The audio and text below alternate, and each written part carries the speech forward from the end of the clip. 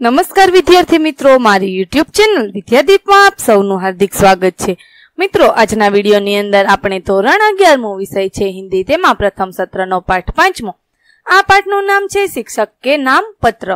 આ પાઠના સ્વાધ્યાયના જેટલા પ્રશ્નો આપેલા છે તેના જવાબો વિશે આજે આપણે આ વિડીયોની અંદર માહિતી મેળવીએ।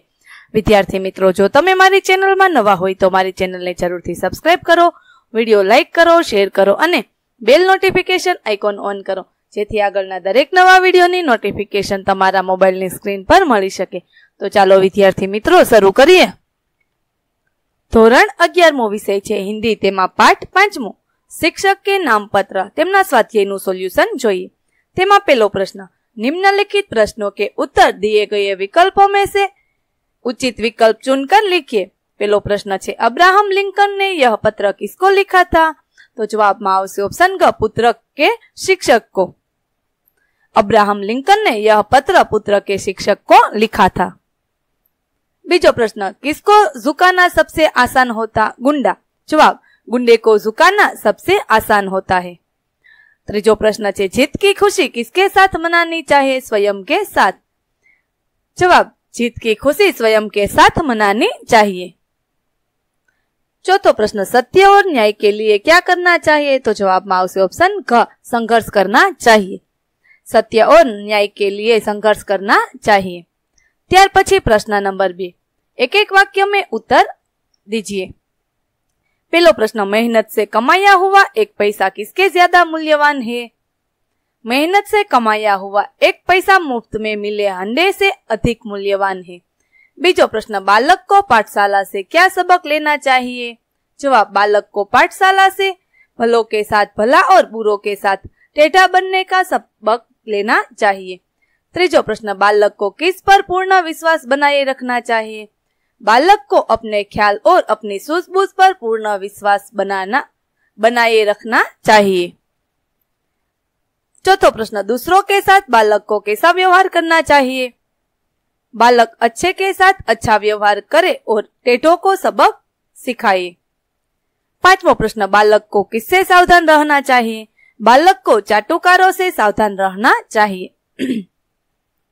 त्यार पछी प्रश्न नंबर 3, 2-3 वाक्यों में उत्तर दीजिए। पहलो प्रश्न है, लिंकन का पुत्र कभी न कभी क्या देखेगा?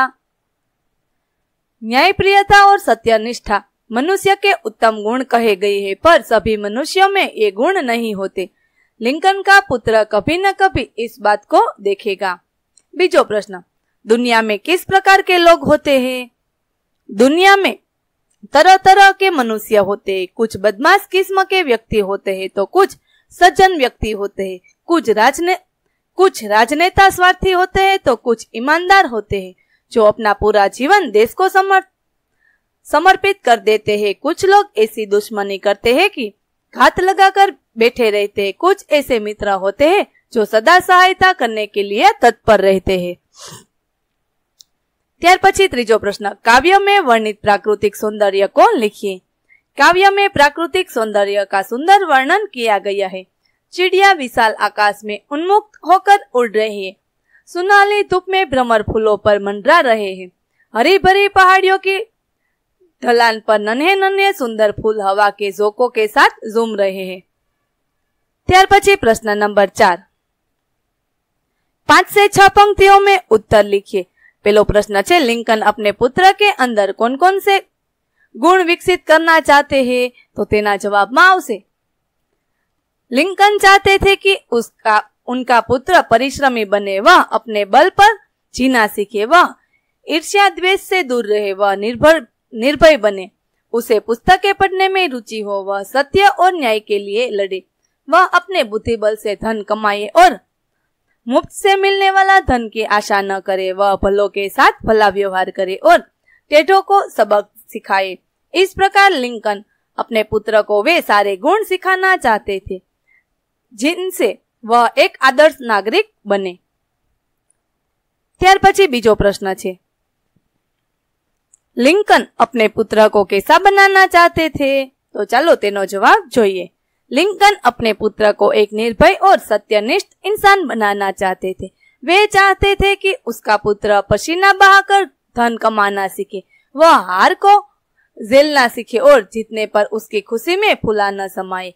वह किसी से ईर्ष्या द्वेष न करे और हर्ष में भी संयम रखे।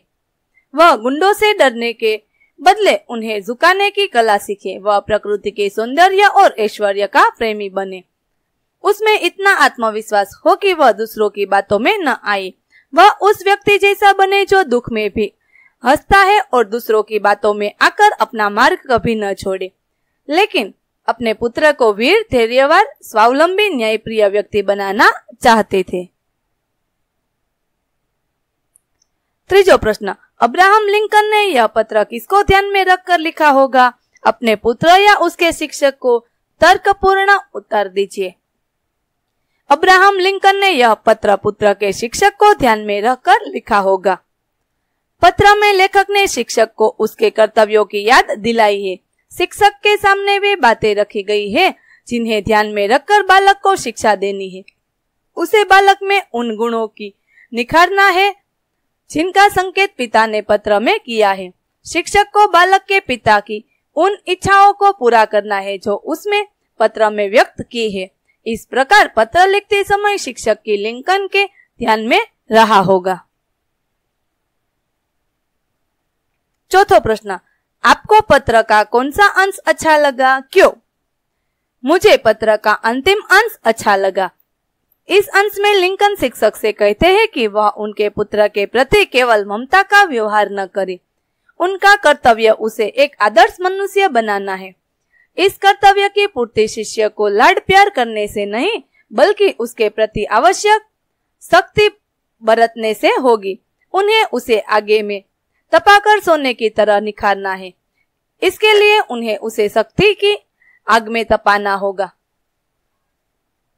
यदि वे आत्मविश्वास पूर्वक धीरज से काम लेंगे तो ही वे उसे एक आदर्श मनुष्य बनाने में समर्थ होंगे। इस प्रकार मेरी दृष्टि से पत्र का अंतिम अंश अत्यंत उद्देश्यपूर्ण और सार्थक है।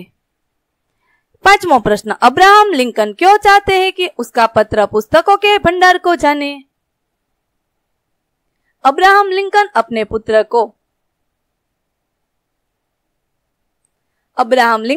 पुत्र को एक आदर्श मनुष्य के रूप में देखना चाहते थे। वे जानते थे कि एक शिक्षक कितना भी पढ़ाए वह अपूर्ण ही रहेगा। पुस्तक एक ज्ञान का भंडार है। विविध विषयों की जानकारी पुस्तकों से ही मिल सकती है। ज्ञान और जानकारी की पूर्णता पुस्तकों से ही मिलनी संभव है। मानसिक क्षमता और प्रतिभा का विकास पुस्तकों के अध्ययन से ही हो सकता है। इसीलिए अब्राहम लिंकन चाहते हैं कि उनका पुत्र पुस्तकों के भंडारों को जाने। ત્યાર પછી પ્રશ્ન નંબર 5, તેમાં પેલું છે વિલોમ શબ્દ લખીએ। અહીં આપણે વિરોધી શબ્દ લખવાના છે। असफलता तो सफलता, संयम असंयम, विशुद्ध अशुद्ध, हर्ष तो शोक અને झुकाना तो उठाना। प्रश्न 5 નો બીજો પ્રશ્ન, सामासिक शब्दों का विग्रह करके समास का प्रकार बताई। અહીં જે શબ્દો આપેલા છે તેનો વિગ્રહ કરી અને આપણે સમાસ પ્રકાર ઓળખવાના છે। पुरुषोत्तम, पुरुष में उत्तम, तत्पुरुष समास। पाठशाला, पाठ के लिए शाला, तत्पुरुष समास। न्यायोचित, न्याय के लिए उचित, तत्पुरुष समास। ईर्ष्या द्वेष, ईर्ष्या और द्वेष, द्वंद्व समास। विद्यार्थी मित्रों, અહીં આપણે ધોરણ 11મો વિષય હિન્દી તેમાં કાવ્ય 5મું શિક્ષક કે નામપત્ર આ કાવ્યના સ્વાધ્યાયનું સંપૂર્ણ સોલ્યુશન પૂરું કરીએ છીએ। આગળના પાઠના સ્વાધ્યાયનું સંપૂર્ણ સોલ્યુશન મેળવવા માટે મારી ચેનલને જરૂરથી સબસ્ક્રાઇબ કરો। વિદ્યાર્થી મિત્રો, ફરી મળીશું પાઠ 6 ની અંદર। ત્યાં સુધી આવજો।